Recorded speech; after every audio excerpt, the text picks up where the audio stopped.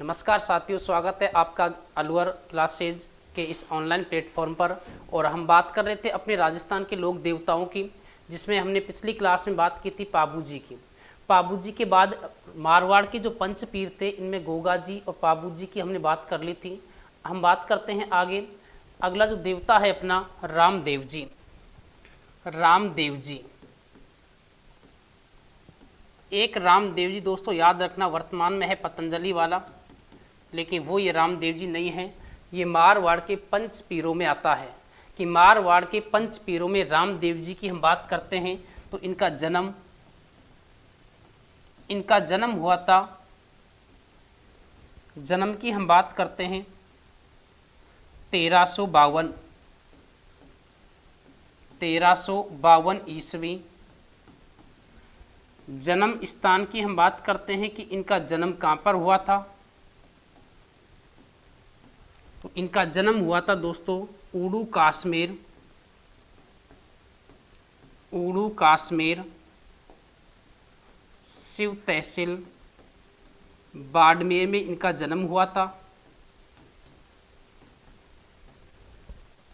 इनके पिताजी का नाम है अजमाल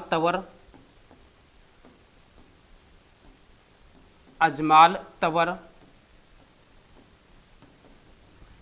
माताजी का नाम है मैना दे।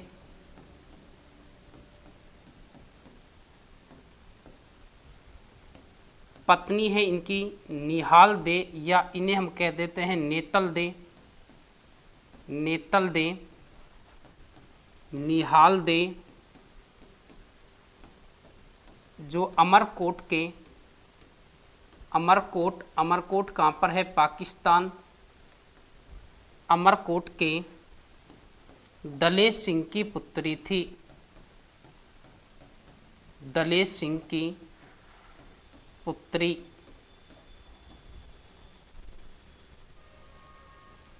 इनके भाई का नाम था वीरम देव,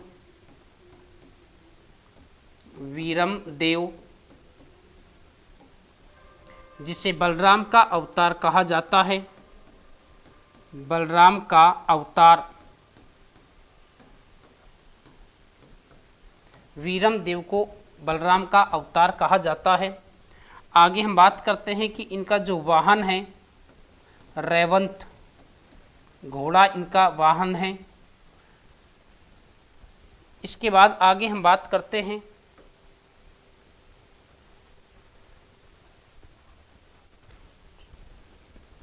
इनकी बहन का नाम है बहन,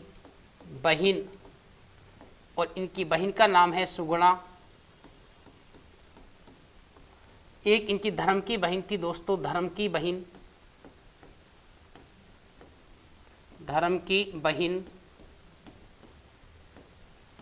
डाली बाई।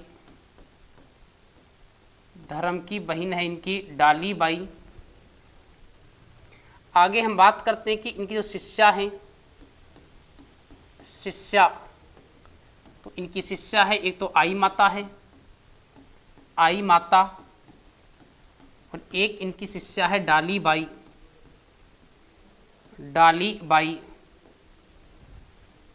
मेला लगता है भाद्रपद। मेला लगता है इनका भाद्रपद शुक्ल द्वितीया से लेकर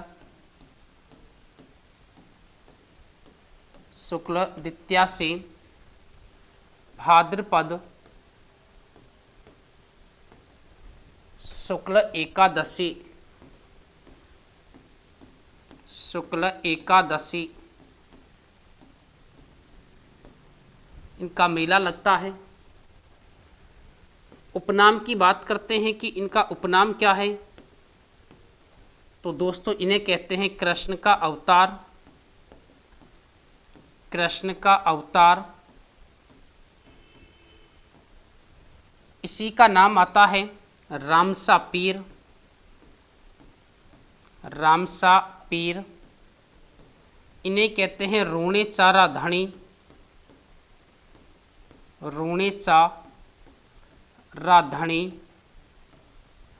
इन्हीं को कहा जाता है ठाकुर जी।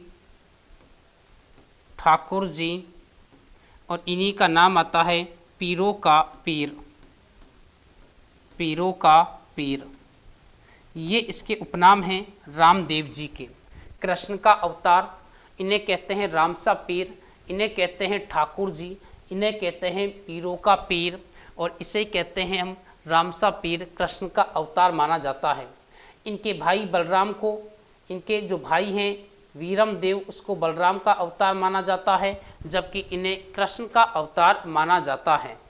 क्यों इनके नाम रखे गए थे रामसा पीर, रूणेचा राधणी, ठाकुर जी, पीरों का पीर? तो हम बात करते हैं एक एक उपनाम की। रामसा पीर दोस्तों, जो मुस्लिम समाज है वो इन्हें रामसा पीर के नाम से जानता है। रूणेचा राधणी हम इसलिए कहते हैं क्योंकि रामदेव जी ने रूणेचा शहर को बसाया था, इसलिए इसे हम क्या कहते हैं, रूणेचा राधणी।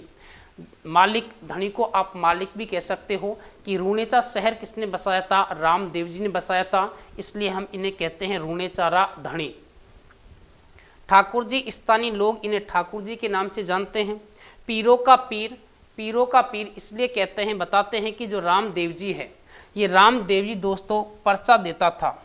रामदेव जी क्या देता है दोस्तों, पर्चा। तो रामदेव जी जो पर्चा देता है उन्हें हम क्या कहते हैं, चमत्कार कहते हैं। कि रामदेव जी जो पर्चा देता है उन्हें हम क्या कहते हैं, चमत्कार। तो पर्चा जब रामदेव जी देता है, पर्चा, पर्चा का अर्थ क्या है, चमत्कार।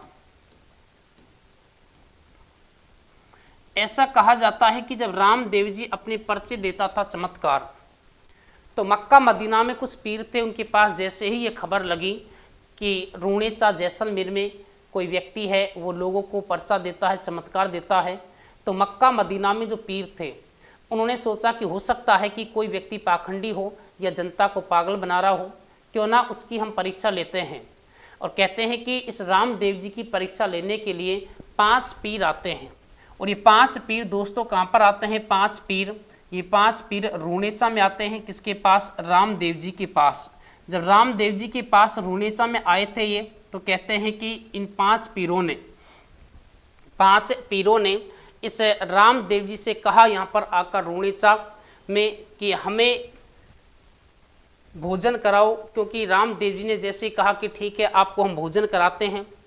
तो बताया जाता है कि इस रामदेव जी की परीक्षा ले रहे थे 5 पीर, और रामदेव जी जब इनकी भोजन की व्यवस्था करवाई थी, जैसे इनको भोजन परोसा गया था, तो कहते हैं कि इन पीरों ने मना कर दिया था रामदेव जी से, और कहा कि रामदेव जी हमसे बड़ी भूल हो चुकी है, हमसे बड़ी भूल हो चुकी है कि हम हमारे ही बर्तनों में भोजन करते हैं, हम किसी के बर्तनों में भोजन नहीं करते, और यदि आप हमें भोजन कराना चाहते हो तो आप हमारे बर्तन लेकर आओ।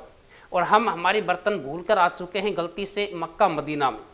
कहते हैं कि जैसे कहा इन पीरों ने, तो रामदेव जी ने इसके लिए थोड़ी देर के वेट करने के लिए कहा कि मैं अभी लेकर आता हूँ। और बताया जाता है दोस्तों, रामदेव जी ने इन 5 पीरों से कहा कि तुम अपनी आंखें बंद करो। जैसे ही 5 पीरों ने अपनी आंखें बंद की थी, इधर इस रामदेव जी ने अपना हाथ उठाया था रूणेचा से, और कहाँ पर रख दिया था, मक्का मदीना। कहते हैं कि रामदेव जी ने वो बर्तन लेकर आया था, इन पीरों के सामने रखा था, और जैसे पीरों ने अपनी आंखें खोली थी दोस्तों, इधर इन पीरों ने अपने बर्तनों को पहचान लिया था। जब बर्तनों को पहचाना था तो इन पीरों ने सोच लिया था कि वास्तव में ये क्या देता है, पर्चा देता है, ये कोई पाखंडी नहीं है। और वो पीरों ने इस रामदेव से कहा कि रामदेव जी, हम मक्का मदीना के पीर हैं, और हम आपकी ओनली परीक्षा लेने के लिए यहाँ पर आए हैं रूणेचा में। हमने सुना है आपके बारे में कि आप पर्चा देते थे, इसलिए हमें लगा कि तुम कहीं पाखंडी तो ना हो। जैसे उन्होंने कहा, उन पीरों ने रामदेव जी से कि, और रामदेव जी ने से कहा उन्होंने कि हम तो ओनली क्या हैं, पीर हैं, हम तो क्या हैं, पीर हैं, लेकिन आप तो वास्तव में ही क्या निकले थे, पीरों के भी पीर। ये उपनाम किसने दिया था, 5 पीरों ने दिया था। किसको, रामदेव जी को। तो याद रखना दोस्तों कि जो मक्का मदीना से 5 पीर आए थे, उनके बर्तन लेकर कौन आया था, रामदेव जी। इसलिए इनका नाम क्या रख दिया था, 5 पीरों का, उनकी पीरों का पीर। कि पीरों का पीर कौन है, रामदेव जी। आगे हम बात करते हैं कि यहाँ से कई बार प्रश्न आया हुआ है रामदेव जी की शब्दावली को लेकर। रामदेव जी की जो शब्दावली है, इस रामदेव जी की शब्दावली को लेकर कई बार यहाँ से प्रश्न आया हुआ है। बात करते हैं कि रामदेव जी की जो शब्दावली है, रामदेव जी की शब्दावली, शब्दावली कौन कौन सी शब्दावली है इसकी, इधर हम बात करते हैं, एक तो है पर्चा, पर्चा। आगे हम बात करते हैं यहां पर नेजा, जात्रु, रिखिया,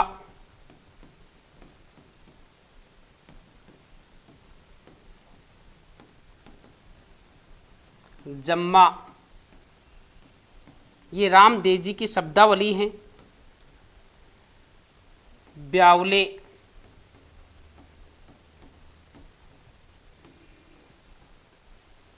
पगले,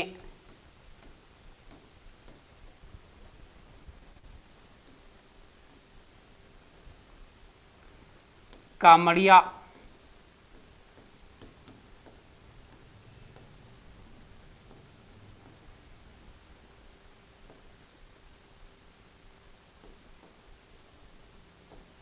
भांबी,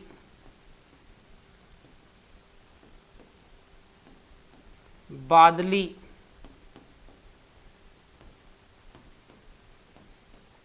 तेरह ताली,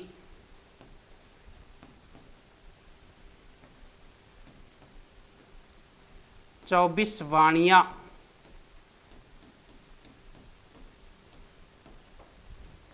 ये दोस्तों रामदेव जी की क्या है, शब्दावली है।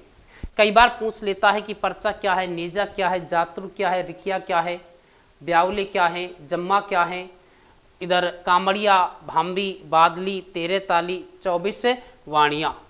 तो हम बात करते हैं कि जो पर्चा है ये रामदेव जी के क्या है दोस्तों, चमत्कार। रामदेव जी के चमत्कार, कि रामदेव जी के चमत्कार क्या कहलाते हैं दोस्तों, पर्चा कहलाते हैं। नेजा किसे कहते हैं, तो रामदेव जी की जो 5 रंगों की ध्वजा है, 5 रंगों की ध्वजा, इस 5 रंगों की ध्वजा को क्या कहते हैं, नेजा कहते हैं। जात्रु क्या है दोस्तों, तो ध्यान रखना जो पैदल यात्री होते हैं उन यात्रियों को हम क्या कहते हैं, जात्रु कहते हैं। रिख्या क्या है, तो स्पेशल मेघवाल जाति, मेघवाल जाति, मेघवाल जाति के जो भक्त होते हैं, मेघवाल जाति के भक्तों को हम क्या कहते हैं, रिख्या कहते हैं। जम्मा क्या है, तो दोस्तों रात्रि जागरण, रामदेव जी के जो रात्रि जागरण होते हैं उन जागरणों को क्या कहते हैं, जम्मा कहते हैं। ब्यावले क्या है, तो रामदेव जी के भजनों को क्या कहते हैं, ब्यावले कहते हैं। पगले क्या है, तो इनके प्रतीक चिन्ह, प्रतीक चिन्हों को हम क्या कहते हैं, तो पगले कहते हैं। कि रामदेव जी के प्रतीक चिन्ह क्या कहलाते हैं, पगले कहलाते हैं। आगे हम बात करते हैं कि कामड़िया। तो कामड़िया क्या है दोस्तों, तो कामड़िया रामदेव जी ने एक क्या चलाया था, पंथ चलाया था, और उस पंथ का नाम क्या है, कामड़िया। भांबी क्या है, तो रामदेव जी के मंदिर में जो पुजारी होते हैं उन पुजारियों को हम क्या कहते हैं, भांबी कहते हैं। अब यहाँ पर आप गलती मत कर देना, एक शब्द आएगा भंबी, भंबी, और एक शब्द क्या है, भांबी। भांबी तो रामदेव जी के मंदिर में जो पुजारी होते हैं दोस्तों उनको क्या कहा जाता है, भांबी कहा जाता है। जबकि भंबी क्या है, तो भंबी एक नाभि का क्या है, आभूषण है। भंबी क्या है, एक नाभि का आभूषण है। इसे नोट लाकर लिख लेना कि भंबी तो क्या है, आभूषण है नाभि का, जबकि भांबी क्या है, पुजारी है रामदेव जी के मंदिर के। इसी प्रकार जो बादली है ये रामदेव जी के क्या हैं, जयकारे, रामदेव जी के क्या हैं दोस्तों, जयकारे हैं। जबकि एक शब्द और आता है बादली, बादली, बादली क्या है, तो दोस्तों बादली एक आभूषण है आँख का, जो यहाँ पर आँख के ऊपर एक बाली टाइप का जो आभूषण होता है वो पहना जाता है। तो यहाँ पर दोस्तों बादली एक आभूषण भी है आँख का, और यहाँ पर बादली रामदेव जी के क्या हैं, जयकारे हैं।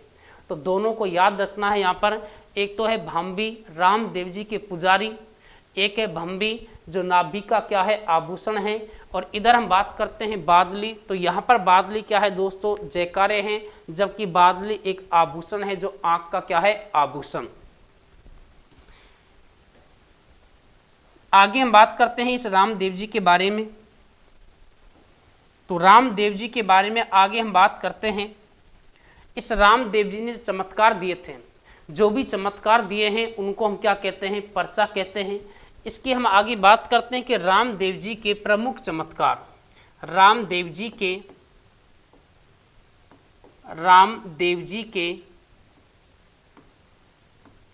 प्रमुख चमत्कार। रामदेव जी ने प्रमुख चमत्कार कौन कौन से दिए थे दोस्तों अब तक? हो सकता है कि अब की बार ऐसा प्रश्न पूछ भी लिया जाए, क्योंकि वर्तमान में प्रश्न जो आ रहे हैं वो सत्य असत्य के आ रहे हैं, और ऐसे प्रश्न, ऐसी लैंग्वेज हम तभी यानी इनका आंसर दे सकते हैं जब हमें उसके बारे में सब कुछ पता हो।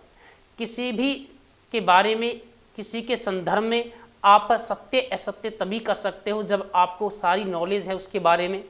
तो यहाँ पर हम बात करते हैं कि रामदेव जी के प्रमुख चमत्कार। रामदेव जी ने कौन कौन से चमत्कार दिए थे? तो पहला चमत्कार हम बात करते हैं कि ये 5 पीरों के मक्का मदीना से बर्तन लेकर आया,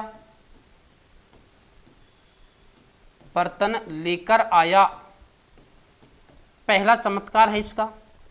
आगे हम बात करते हैं कि इन्होंने और कौन सा चमत्कार दिया था। तो दोस्तों याद रखना, बोहता सेठ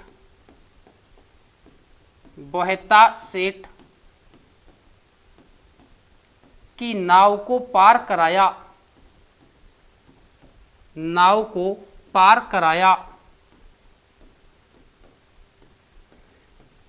बोहता सेठ, और इस बोहता सेठ की नाव को पार किसने कराया था दोस्तों? तो याद रखना, बोहता सेठ की नाव को पार कराया था रामदेव जी ने। इसलिए बोहता सेठ इनसे प्रसन्न होकर ये एक बावड़ी का निर्माण करवाता है। मैं यहाँ पर नोट ला के लिखवा रहा हूँ कि बोहता सेठ ने पर्चा बावड़ी का निर्माण करवाया। पर्चा बावड़ी, और पर्चा बावड़ी कहाँ पर है दोस्तों? रूणेचा कहाँ पर है? ये जैसलमेर। रूणेचा कहाँ पर है? जैसलमेर का निर्माण करवाया।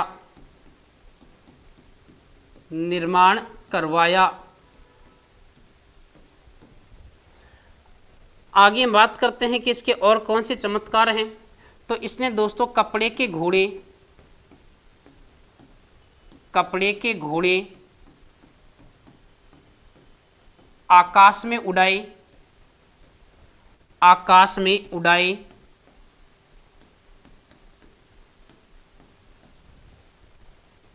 अगला इसका चमत्कार है अपने मित्र स्वार्थिया के सर्प के जहर को निकाला।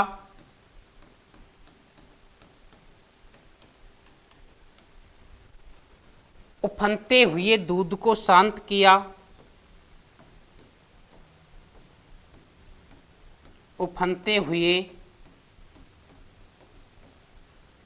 दूध को शांत किया।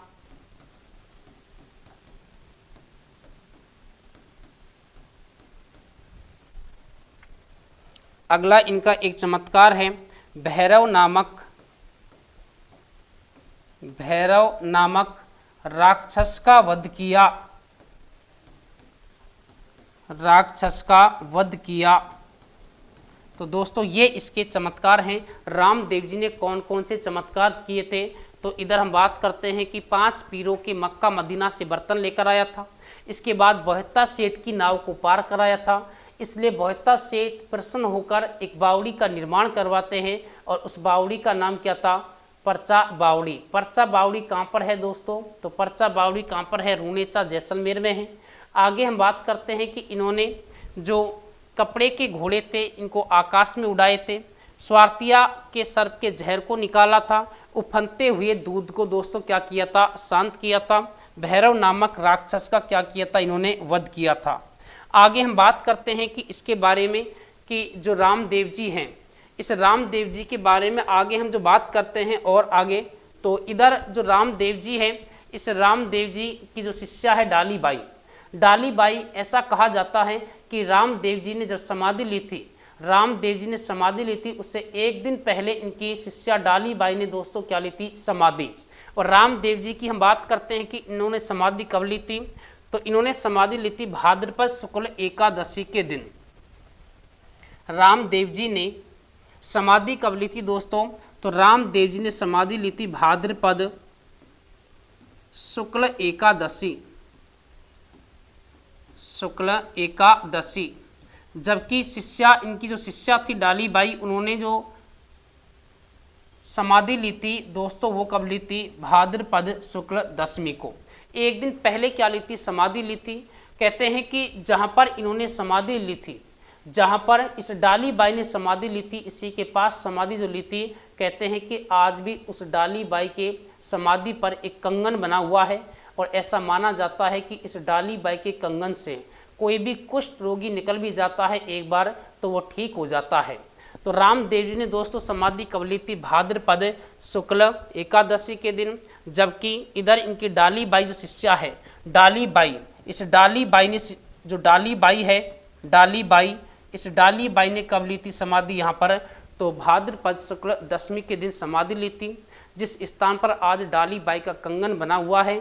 और ऐसा कहा जाता है कि इस कंगन से कुष्ठ रोगी एक बार निकल जाता है तो ठीक हो जाता है। आगे हम बात करते हैं कि जो तेरे ताली है, यहाँ पर हमने बात की थी अभी शब्दावलियों में, तेरे ताली, जो तेरे ताली ये था, ये क्या है दोस्तों? तो ये एक नृत्य है। और इधर 24 वाणियाँ, ये स्वयं रामदेव जी ने क्या लिखा था? ग्रंथ। इसका मतलब आप कह सकते हो कि रामदेव जी एकमात्र देवता थे जो क्या थे दोस्तों? कवि। तेरे ताली नृत्य, तेरे ताली नृत्य दोस्तों, यहाँ पर कामड़ जाति की जो महिलाएं होती हैं, इस रामदेव जी के मेले के अवसर पर यहाँ पर तेरे ताली क्या करती हैं? नृत्य करती हैं। तेरे ताली नृत्य में याद रखना दोस्तों 13 मंजीरों का क्या होता है? प्रयोग होता है, इसलिए इसे क्या कहते हैं? तेरे ताली नृत्य। और इस नृत्य की जो प्रसिद्ध नृत्यांगना थी, उस नृत्यांगना का नाम क्या है दोस्तों? मांगी बाई। तो आगे हम बात करते हैं इसके बारे में। रामदेव जी के मेले के अवसर पर कौन सा नृत्य किया जाता है? तेरे ताली नृत्य किया जाता है। वो किसके द्वारा किया जाता है? तो कामड़ जाति की महिलाओं द्वारा किया जाता है।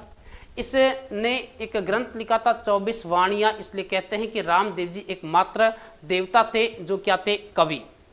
तो रामदेव जी के मेले के अवसर पर, रामदेव जी के मेले के अवसर पर, मेले के अवसर पर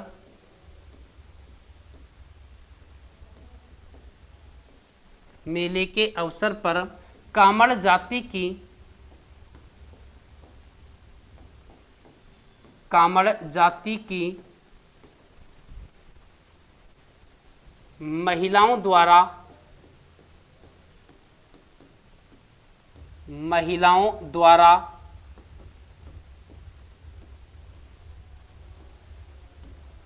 तेरह ताली नृत्य, तेरह ताली नृत्य किया जाता है, नृत्य किया जाता है। आगे बात करते हैं। रामदेव जी ने इस नृत्य की जो बात कर रहे थे, तेरह ताली नृत्य की प्रसिद्ध नृत्यांगना, तो तेरह ताली नृत्य की प्रसिद्ध नृत्यांगना, प्रसिद्ध नृत्यांगना, प्रसिद्ध नृत्यांगना दोस्तों कौन थी? तो मांगी बाई, मांगी बाई। रामदेव जी ने, रामदेव जी ने रूणेचा जैसलमेर में, रूणेचा, और रूणेचा कहाँ पर है दोस्तों? जैसलमेर, जैसलमेर में भाद्रपद,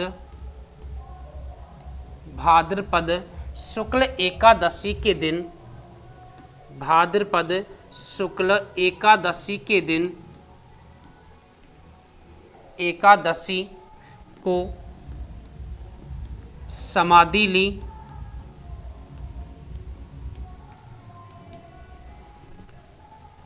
इनकी जो शिष्या थी डालीबाई, डालीबाई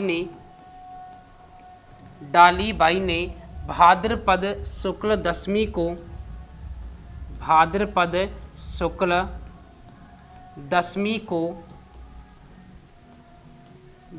को समाधि ली,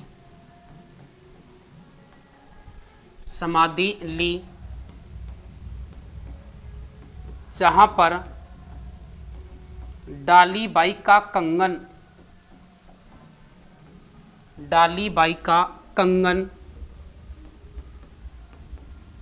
बना हुआ है। इस कंगन से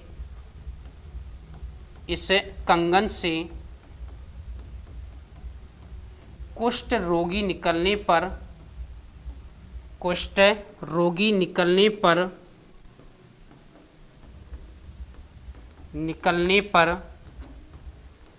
ठीक हो जाता है। तो दोस्तों याद रखना कि इधर जो रामदेव जी के मेले के अवसर पर कांवड़ जाति की जो महिलाएं होती हैं वो 13 ताल नृत्य करती हैं। 13 ताल नृत्य की जो प्रसिद्ध नृत्यांगना है, तो प्रसिद्ध नृत्यांगना कौन थी दोस्तों? मांगी बाई है। रामदेव जी ने रूणेचा जैसलमेर में भाद्रपद शुक्ल एकादशी को समाधि ली थी। डालीबाई ने भाद्रपद शुक्ल दशमी को समाधि ली है, इनसे एक दिन पहले समाधि ली थी। और जहां पर डालीबाई का क्या बना हुआ है? कंगन बना हुआ है। इस कंगन से कुष्ठ रोगी निकलने पर दोस्तों क्या हो जाता है? ठीक हो जाता है। आगे हम बात करते हैं इस रामदेव जी के बारे में। तो जो रामदेव जी हैं ये एकमात्र देवता हैं। रामदेव जी एकमात्र देवता थे जो एक कवि थे,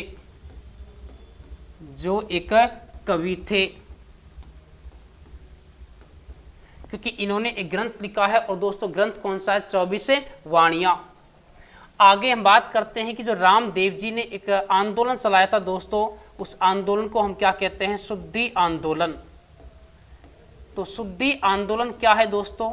हम बात करते हैं कि शुद्धि जो आंदोलन है, कहते हैं कि जो रामदेव जी हैं, रामदेव जी के समय यहाँ पर जो हिंदू जो लोग थे उन्होंने धर्म को बदल लिया था, मुस्लिम धर्म अपना लिया था।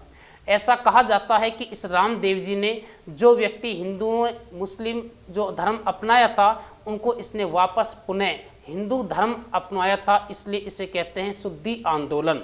तो शुद्धि आंदोलन किसने चलाया था दोस्तों? तो रामदेव जी ने चलाया था। क्या घटना हुई थी इसमें? जो लोग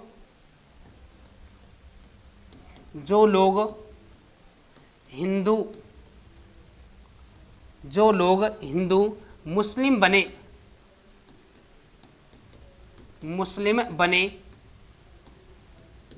उनको रामदेव जी ने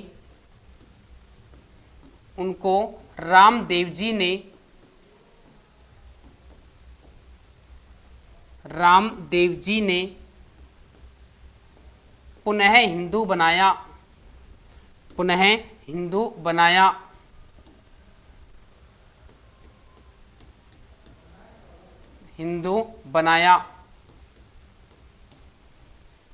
इस घटना को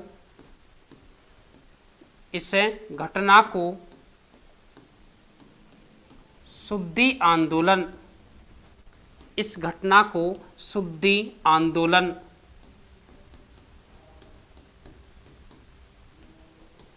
के नाम से जाना जाता है।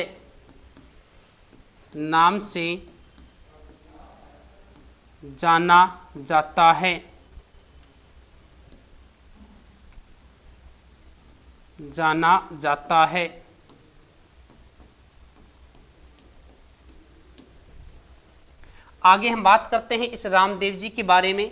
तो रामदेव जी का जो मेला है, रामदेव जी का मेला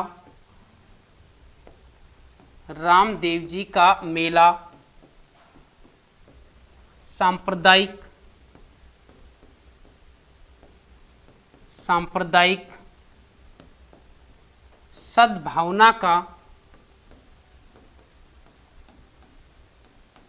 प्रतीक माना जाता है, प्रतीक माना जाता है।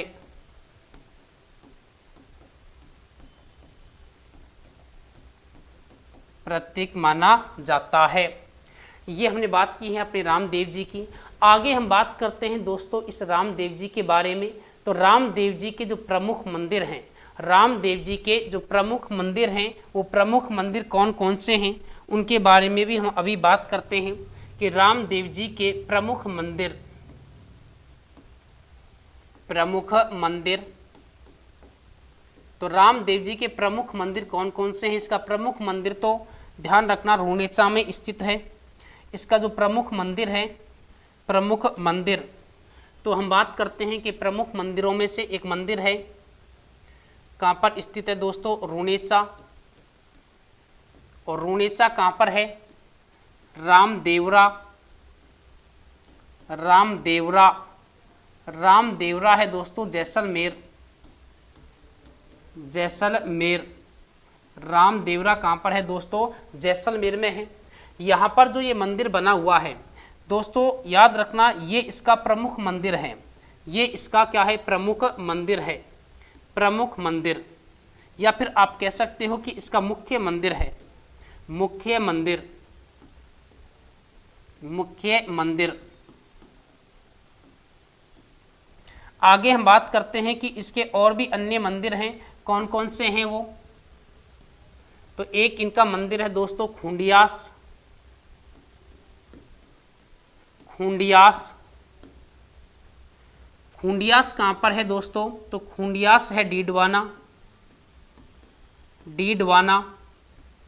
और ये जो इनका मंदिर है दोस्तों, इनकी हम बात करते हैं, इस मंदिर की हम बात करते हैं, तो इसे कहते हैं, इसे राजस्थान का, इसे राजस्थान का छोटा रामदेवरा, छोटा रामदेवरा कहते हैं, छोटा रामदेवरा कहते हैं। यदि आपसे सीधा पूछा जाए कि रामदेवरा, छोटा रामदेवरा कहाँ पर स्थित है, तो हमें करना है दोस्तों गुजरात।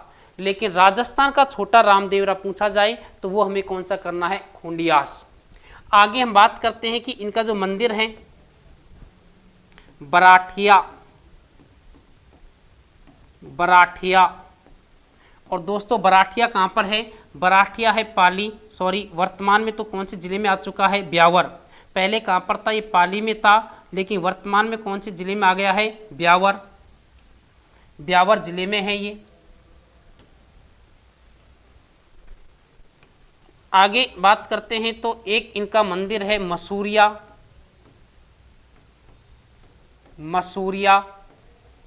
और मसूरिया कहाँ पर है दोस्तों? जोधपुर, जोधपुर। एक इनका जो मंदिर बना हुआ है वो मंदिर बना हुआ है दोस्तों ऊड़ू कश्मीर, ऊड़ू कश्मीर। और ऊड़ू कश्मीर कहाँ पर है दोस्तों? शिव तहसील, जिला कौन सा है? बाड़मेर। आगे बात करते हैं तो एक इनका जो मंदिर बना हुआ है उस मंदिर की हम बात करते हैं। तो एक इनका मंदिर बना हुआ है दोस्तों एक मंदिर है, और एक मंदिर इनका बना हुआ है सूता खेड़ा, सूता खेड़ा। सूता खेड़ा कहाँ पर है दोस्तों? तो ये चित्तौड़गढ़ में स्थित है। कहाँ पर है? चित्तौड़गढ़ में स्थित है। आगे हम बात करें इनके और भी मंदिर हैं, तो एक मंदिर इनका बना हुआ है हल्दीना, हल्दीना कहाँ पर है दोस्तों? तो हल्दीना है अलवर, हल्दीना कहाँ पर है? अलवर। आगे बात करें इनके और मंदिरों की, तो इनका एक मंदिर बना हुआ है कोठड़ा, और कोठड़ा कहाँ पर है दोस्तों? बाड़मेर। कोठड़ा कहाँ पर है? बाड़मेर। एक इनका मंदिर है जिसे हम क्या कहते हैं? छोटा रामदेवरा, छोटा रामदेवरा। और छोटा रामदेवरा कहाँ पर है दोस्तों? तो छोटा रामदेवरा है गुजरात। छोटा रामदेवरा कहाँ पर है दोस्तों? गुजरात में है। तो यहाँ पर याद रखना कि ये जो प्रमुख मंदिर है वो तो कहाँ पर है? रुणेचा में है प्रमुख मंदिर। रुणेचा कहाँ पर है? रामदेवरा जैसलमेर में है, इसका प्रमुख मंदिर है। हुंडियास डीडवाना, यहाँ पर गलती मत कर देना। यदि सीधा प्रश्न पूछा जाए कि छोटा रामदेवरा कहाँ पर स्थित है तो हमें क्या करना है दोस्तों? गुजरात करना है। जबकि राजस्थान का छोटा रामदेवरा पूछा जाए तो वो हमें कौन सा करना है? खुंडियास। बराटिया पहले ये पाली में था, लेकिन वर्तमान में कौन से जिले में आ चुका है? ब्यावर जिले में आ चुका है। मसूरिया जोधपुर में है। उड़ू काश्मीर बाड़मेर में है। सूता खेड़ा कहाँ पर है? चित्तौड़ में है। हल्दीना अलवर में बना हुआ है। और कोटला कहाँ पर है दोस्तों? बाड़मेर में है। छोटा रामदेवरा कहाँ पर है? गुजरात में है। तो यहाँ पर ये इनके क्या बने हुए हैं? मंदिर बने हुए हैं। आगे बात करते हैं तो इस रामदेव जी का जो गुरु था, रामदेव जी का गुरु, और रामदेव जी का गुरु कौन था दोस्तों? याद रखना, बालीनाथ। और इस बालीनाथ का जो मंदिर बना हुआ है, बालीनाथ का मंदिर, तो दोस्तों बालीनाथ का मंदिर कहाँ पर है? मसूरिया। और मसूरिया कहाँ पर है? जोधपुर। कि बालीनाथ, और इस बालीनाथ का जो मंदिर है, बालीनाथ, बालीनाथ का मंदिर कहाँ पर है? मसूरिया में है। ये किसके गुरु थे? तो ये रामदेव जी के गुरु थे ये। तो ये अपने रामदेव जी की हमने बात की है।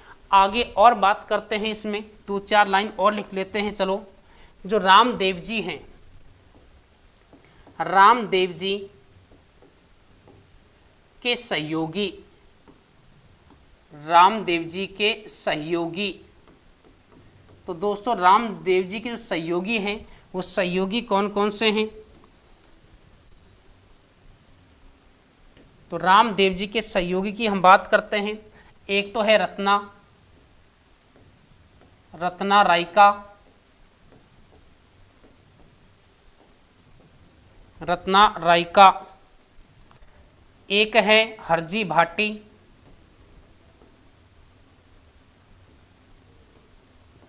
हरजी भाटी।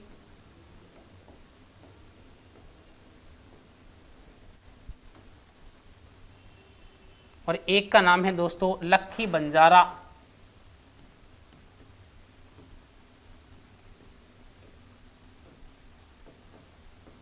ये 3 इस रामदेव जी के सहयोगी थे। आगे बात करते हैं कि प्रमुख जो ग्रंथ हैं, प्रमुख ग्रंथों की हम बात कर लेते हैं कि प्रमुख ग्रंथ कौन कौन से हैं।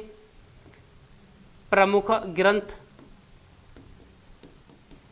तो प्रमुख ग्रंथ है एक रामदेव जी, रामदेव जी, रामदेव जी के पर्चे, रामदेव जी के पर्चे, या फिर आप कह सकते हो कि रामदेव जी के ब्यावले। ये लिखे थे पूनम चंद,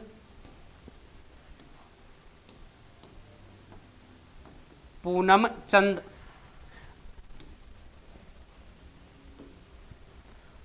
आगे हम बात करते हैं तो भादवारी महिमा, भादवारी महिमा, गौ पुराण, आगम पुराण, आगम पुराण। और ये तीनों ग्रंथ लिखे थे दोस्तों, तीनों ग्रंथ लिखे थे हरजी भाटी, हरजी भाटी। और एक ग्रंथ है स्वयं रामदेव जी ने लिखा था, और उस ग्रंथ का नाम क्या है दोस्तों? 24 वाणियाँ, 24 वाणियाँ। और 24 वाणियाँ लिखा था स्वयं रामदेव जी ने। इसलिए कहते हैं कि रामदेव जी एकमात्र देवता थे जो एक क्या थे? कवि। कि रामदेव जी एकमात्र क्या हैं? देवता हैं जो दोस्तों क्या थे? कवि थे। और ये रामदेव जी के क्या हैं दोस्तों? ग्रंथ हैं। और इससे पहले हमने बात की थी ये क्या थे? सहयोगी थे। कि रामदेव जी के सहयोगी कौन कौन है? रत्ना रायका है, हरजी भाटी है, लक्खी बंजारा है। इधर कहते हैं कि इन्होंने रामदेव जी के पर्चे ब्यावली किसने लिखे थे, पूनम चंद ने लिखे हैं। जबकि भादवारी महिमा, और जो भादवारी महिमा है इधर गौ पुराण आगम पुराण हरजी भाटी ने लिखा है। 24 वाणियाँ की बात करते हैं तो रामदेव जी स्वयं ने लिखा है ये। इधर और बात करते हैं तो जो रामदेव जी है दोस्तों, रामदेव जी की हम बात करते हैं तो मैं यहाँ पर लिखा देता हूँ कि जो रामदेव जी के मंदिर में, रामदेव जी के मंदिर में कपड़े के घोड़े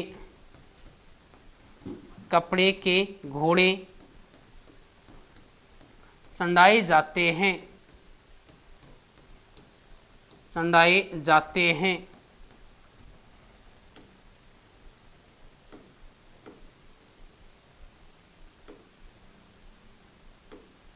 तो दोस्तों रामदेव जी जन्म 1352, जन्म स्थान उड़ू कश्मीर, ये एक सामान्य परिचय है रामदेव जी का। वाहन रेवंत हो गया है। इधर आगे हम बात करते हैं कि जो ये इनकी शब्दावली है, उपनाम कृष्ण का अवतार, रामसा पीर, रूणेचा राधणी, ठाकुर जी, पीरों का पीर। प्रमुख शब्दावली हमने पढ़ ली है। शब्दावली के बाद इस रामदेव जी के जो भी चमत्कार थे इनको याद रखना है आपको। रामदेव जी ने जो समाधि ली है, रामदेव जी ने समाधि ली है, और इधर रामदेव जी ने समाधि कहाँ पर ली थी, तो ये रूणेचा जैसलमेर में भाद्रपद शुक्ल एकादशी को समाधि ली है। जबकि इनकी जो शिष्या है डाली बाई, इन्होंने समाधि एक दिन पहले ली थी भाद्रपद शुक्ल दशमी को, जहाँ पर इसका क्या बना हुआ है, कंगन बना हुआ है, और कहा जाता है कि इस कंगन से कुष्ठ रोगी निकलने पर वो ठीक हो जाता है। आगे हमने बात की थी कि शुद्धि आंदोलन, तो शुद्धि आंदोलन किसने चलाया था, रामदेव जी ने चलाया था। प्रमुख मंदिरों की हमने बात कर ली है। प्रमुख इसके जो प्रमुख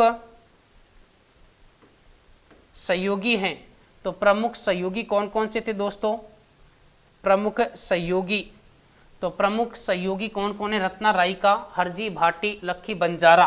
प्रमुख ग्रंथ की हमने बात की थी, रामदेव जी के पर्चे ब्यावले पूनम चंद ने लिखे हैं। भादवारी महिमा, गौ पुराण, आगम पुराण हरजी भाटी ने लिखा है, और 24 वाणियाँ स्वयं रामदेव जी ने लिखा है। तो ये हमने अब तक 3 पंच जो पीर थे मारवाड़ के, उनमें से हमने 3 देवताओं के बारे में विस्तार से अध्ययन किया है। आगे हम बात करते हैं कि अपने 2 और देवता बचे हुए हैं पंच पीरों में। धन्यवाद साथियों।